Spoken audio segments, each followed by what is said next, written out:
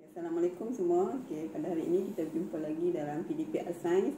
Pada minggu lepas kamu telah mempelajari cara mengasingkan campuran, iaitu bagi pada 3, iaitu dengan cara menyisir, mengayak, menggunakan magnet, mengapung dan menuras. Pada minggu ini kita sambung lagi dengan tajuk bahan larut dan bahan tidak larut. Kamu boleh rujuk penerangan dalam teks pada muka surat 94 dan 95 untuk cikgu tunjukkan hands on tentang uji kaji pada hari ini. Yang pertama kita tengok dulu pada muka surat 94, iaitu Nisa memasukkan 2 bahan ke dalam air dan mengaduknya untuk melihat sama ada bahan itu larut atau tidak larut. Di sini disediakan, cikgu sediakan 2 bahan, iaitu biji jagung dan gula. Kita akan masukkan gula dan biji jagung ke dalam gelas ni. Kemudian kita masukkan air.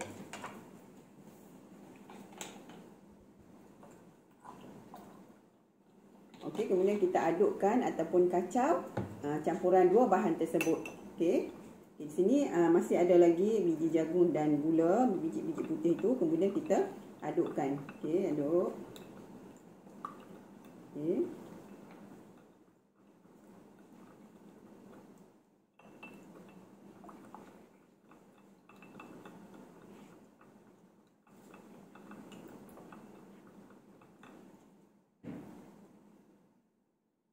Kita perhatikan sini, setelah kita mengaduk beberapa ketika antara bahan biji jagung dan gula ini, kita dapati gula telah tiada. Maksudnya telah tidak kelihatan, sudah hilang. Ke mana hilangnya gula?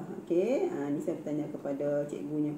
Tetapi biji jagung masih kelihatan. Jadi di sini boleh kita katakan bahawa gula adalah bahan yang larut. Maksudnya dia tak wujud dah, dia hilang dalam air ni. Maksudnya dia larut. Manakala biji jagung ialah bahan yang tidak larut. Jadi ada bahan yang boleh larut dan tidak larut dalam air. Jadi contoh 2 ini kita dapat katakan bahawa gula adalah bahan yang larut, manakala jagung bahan yang tidak larut. Seterusnya kita sambung lagi, macam mana kita nak menentukan sama ada satu bahan itu larut atau tidak larut dengan uji kaji pada muka surat 95. Kita sambung. Di sini disediakan 3 bahan, iaitu garam, kacang hijau dan beras. Jadi kita nak pastikan sini apakah bahan yang larut dan bahan yang tidak larut. Untuk yang pertama kita menggunakan garam. Garam kita masukkan dalam gelas ini, kemudian kita masukkan air.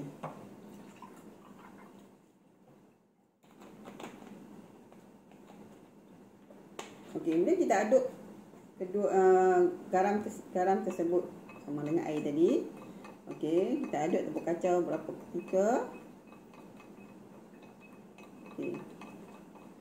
Pada permulaan tadi ada serbuk garam di bawah tu kan. Kemudian apabila cikgu kacau,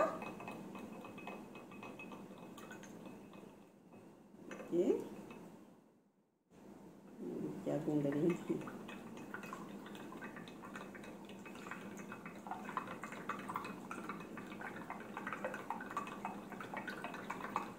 Kita dapati bahawa semakin lama garam itu semakin larut ataupun dah tiada dah. Dia maksudnya dia larut dalam air itu. Sikit lagi kat bawah tu. Sebab kita guna satu sudu kecil tadi kan. Jadi berdasarkan pemerhatian ini, daripada garam yang banyak tadi kat bawah tu dah semakin sikit dan akhirnya akan habis apabila dia telah larut sepenuhnya dalam air ni.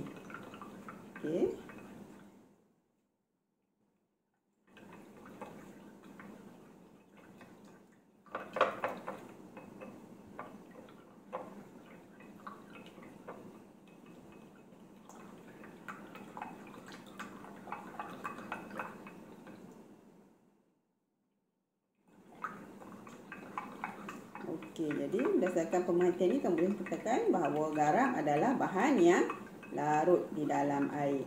Kita pergi kepada bahan kedua, iaitu kacang hijau. Kacang hijau kita masukkan air dalam bekas isi kacang hijau ni.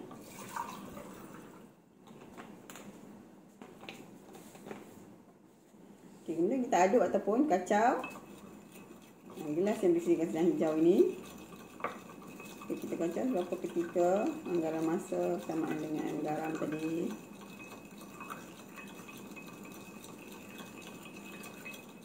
Okey, dapat kita perhatikan kat sini. Walaupun kita kacau, tapi bilangan kacang hijau ataupun saiz kacang hijau itu masih sama seperti awal tadi. Okey, maksudnya kacang hijau bahan yang tidak larut di dalam air. Okey, tiada apa-apa perubahan yang berlaku pun. Okey, kacang hijau masih saiz yang sama dan bilangan pun masih yang sama. Banyak tu juga kan, tak kurang pun. Macam garam tadi ada, tinggal sikit dah kan. Okey, maksudnya garam kacang hijau tidak larut. Okey, seterusnya kita pergi kepada yang ketiga, iaitu beras.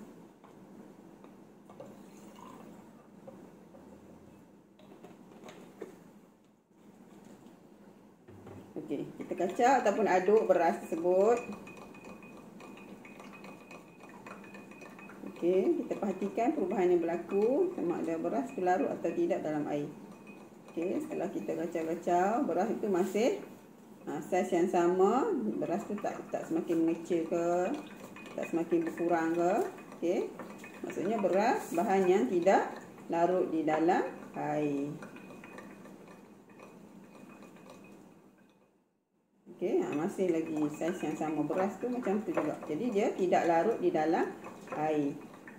Okey, jadi berdasarkan uji kaji kamu lakukan ini, kamu dapat memahami apa bahan yang boleh larut atau tidak larut di dalam air. Okey, jadi kamu boleh siapkan latihan dalam buku aktiviti pada muka surat 58. Dalam jadual tu ada senarai beberapa bahan sama ada larut atau tidak di dalam air, dan kamu jawab soalan yang diberi di bawah tu. Okey, sekian. Selamat menjawab.